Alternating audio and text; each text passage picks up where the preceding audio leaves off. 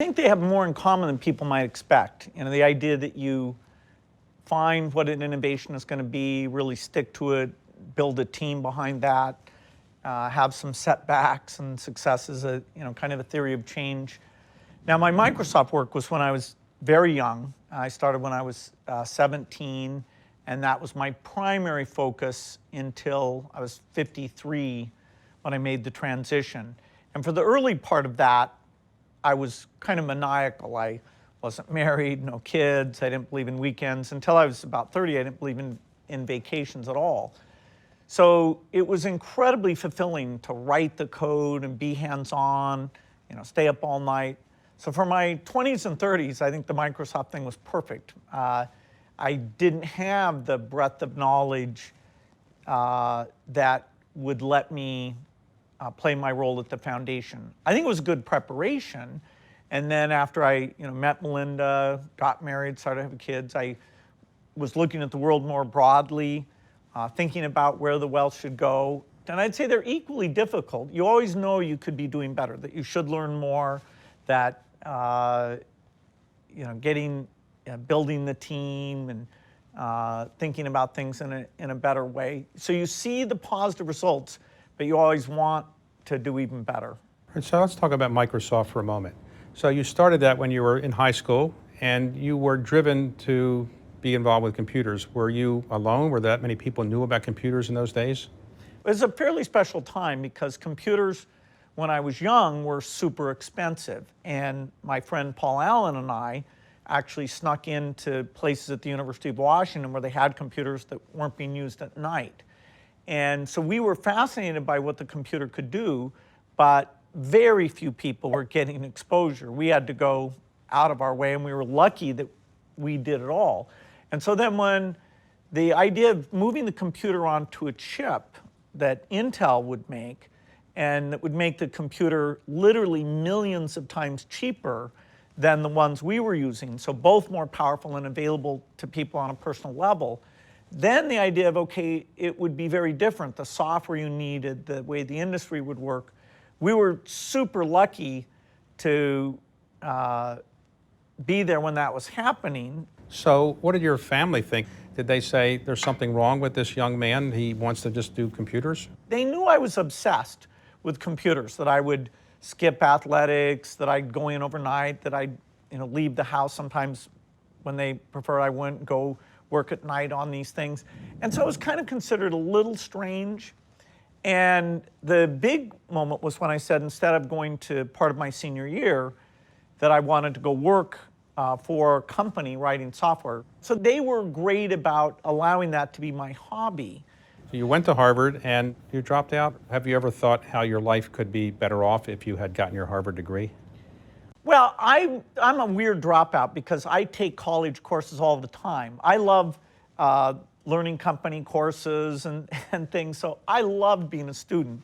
And there were smart people around, and they fed you, and they gave you these nice grades that made you feel smart.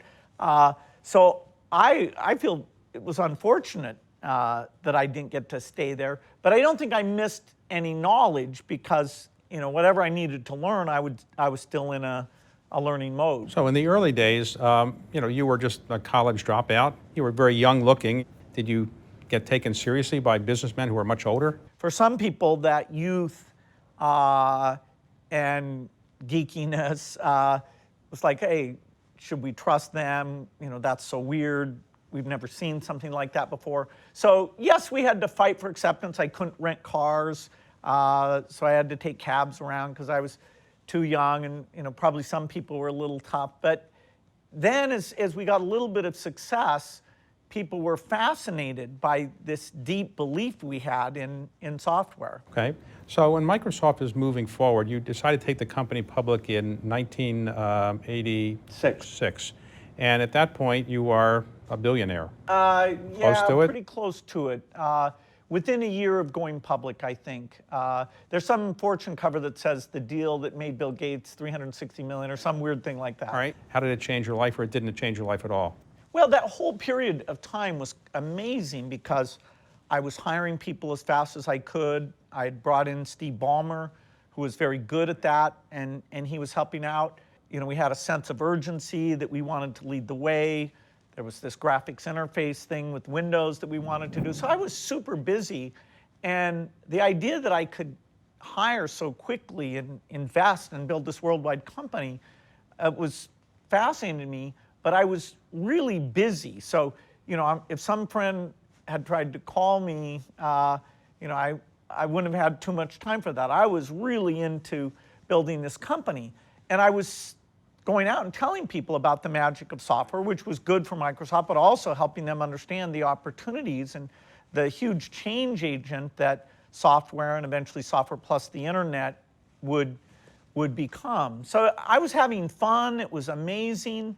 But I always thought, hey, we're one step away from not, leading here. We gotta keep doing better.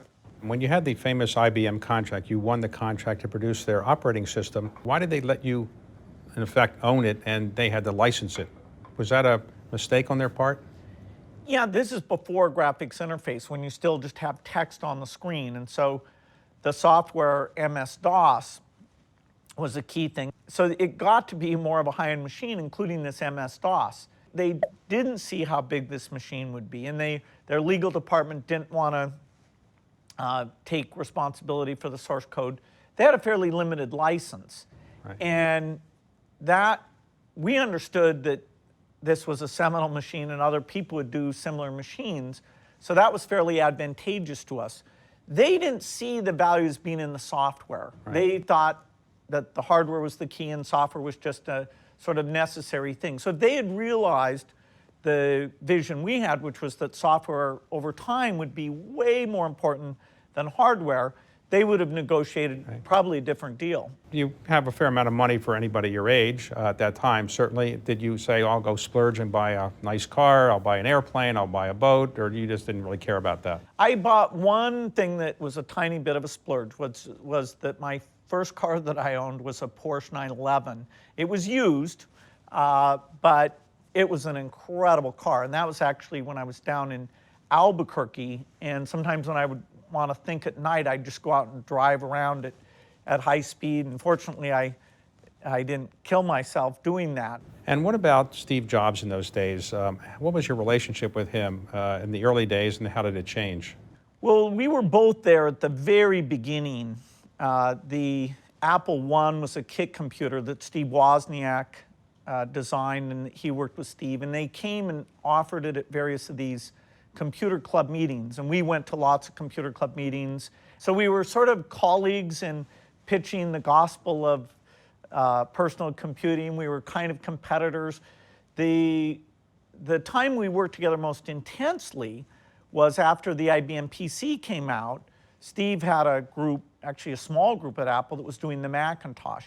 And he came to us early on and asked us if we'd commit resources. We actually put more people on the project than Apple did, and did the early application software that used that mouse graphics interface.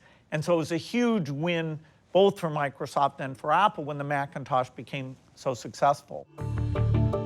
When your mother first said, I'd like you to come and have dinner with me and Warren Buffett will be here, you should meet him, you didn't seem that interested. Why was that? Well, Warren, I thought of as somebody who bought and sold securities, which is a very zero-sum thing. That's not curing disease or a cool piece of software. And the idea of, kind of looking at volume curves, and that's why it was so shocking when I met him. So your company grows, it becomes successful, becomes the most valuable company in the world at one point. At what point do you say, I've made a fair amount of money, I don't need to do this anymore, I want to do something else with my life? 1995 is a big year where we ship a product conveniently called Windows 95, and our software's doing well. And we emerge, we had always had the greatest depth of engineering, and we were slightly the biggest, but we really emerge as the successful company. And so I started thinking about, wow, there's a lot of value here at Microsoft. What have other philanthropists done historically? So during the 90s, I'm thinking about that.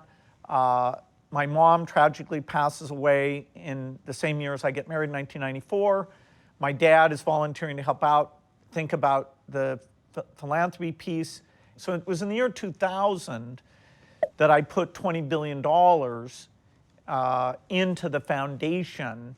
And then it became the biggest foundation at that point. You mentioned you got married in 1994. You married a Duke graduate.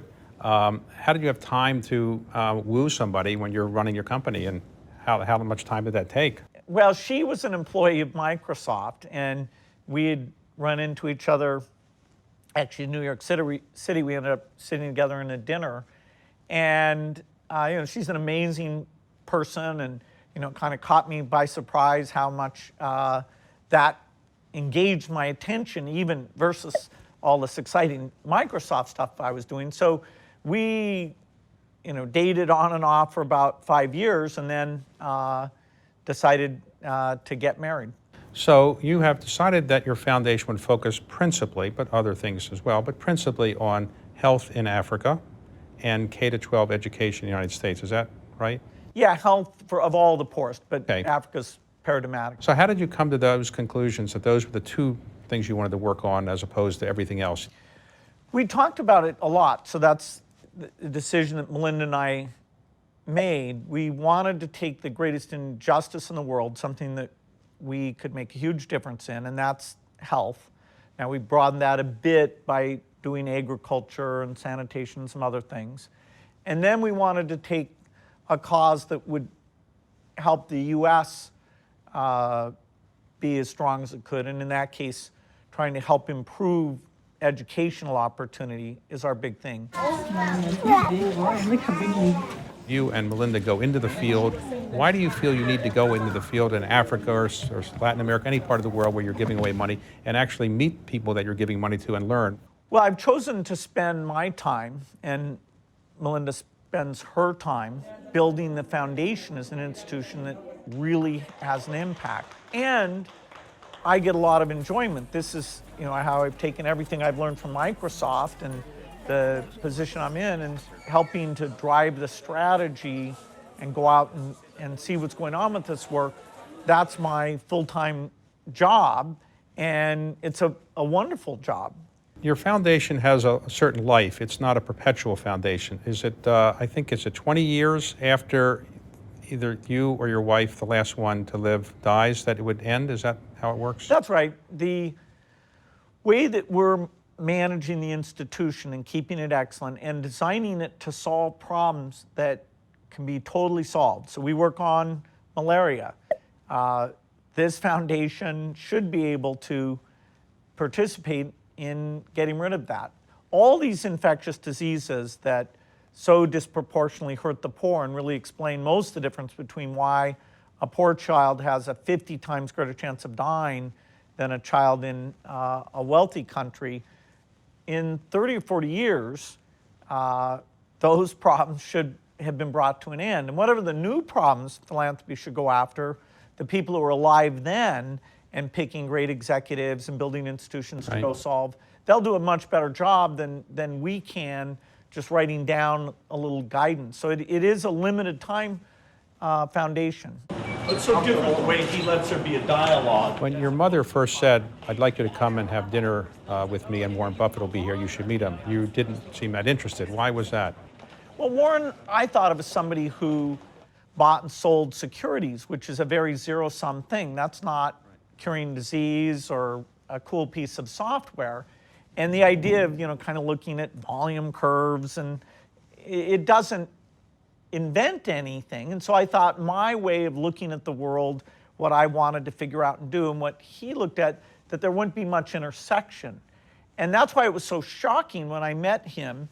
He was the first person to really ask me about software and software pricing, and why wasn't IBM, with all of their strength, able to overwhelm Microsoft, and what was going to happen in terms of how software would change the world.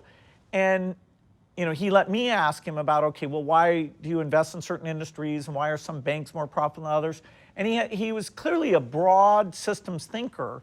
And so it started a conversation that has been fun and enriching, and an incredible friendship that was completely unexpected. And he taught you how to play bridge, or did you already know? I knew how to play bridge, but I had done it, our family had done it. And then because Warren, it was a chance to spend time with Warren, I renewed my bridge skill, at first very poorly, But both golf and bridge were things that we did in our hours that we got to goof off together. You given up on golf? Well, Warren gave up on golf a few years ago, and so my primary excuse to play golf has gone away. So I'm golfing not much now. Tennis is become my primary sport. Warren Buffett called you one day and said, by the way, I'm going to give you most of my money. Were you surprised when he said he wanted to give you all this money from his wealth to your foundation? That was a complete surprise because Warren is the best investor and he's built this unbelievable company. And he was giving me advice about all the things I was doing. I was learning so much from him. But his wealth was devoted to a foundation that his wife was in charge of. And so tragically, she passed away. And so then he had to think that his initial plan wouldn't make sense. And much to my surprise, he decided that a part of the wealth, a little over 80% of it, would come to our foundation. So it was a huge honor, a huge responsibility, an incredible thing because it let us raise our level of ambition even beyond what we would have done without that by most definitions, the most generous gift of all time. And you started with Warren and Melinda, the Giving Pledge. What is that about and how has that worked? Well, Warren was brainstorming with us about how did philanthropists figure out what to do and how could they kind of help share with each other without giving up the diversity of what they did. And so he got us to do some dinners with people who are already doing amazing philanthropy and talk about how they built staff and picked causes, and not that they would give to the same things, but that they would, the quality and even the how early people would get engaged would be enhanced by the people getting together and making a public commitment to give the majority of their wealth away. And so that's become the Giving Pledge group.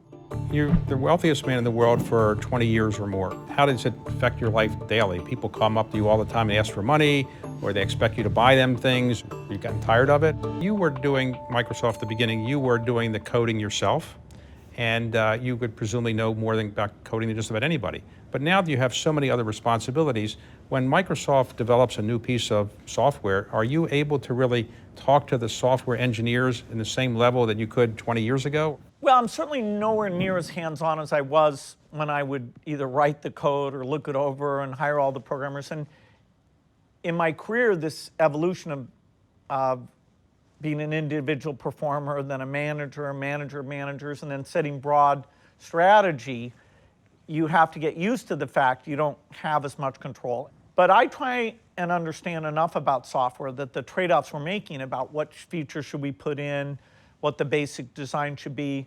I still enjoy those discussions. And even today over at Microsoft, we get to talk about, okay, what should the next Office do? How can Windows be better? How's the user interface going to change when we have speech and handwriting and those things? So I'm able to participate, but it is a way more complex field, and I couldn't actually write all the code myself anymore. When somebody turns on their computer today, they have to have 3 fingers usually, and they put a finger on Control, Alt, and Delete. And it seems a little awkward to do that. Why did you do that, and why did people have to have that mechanism to turn on the computer? Well, fortunately, most machines nowadays have moved away from that.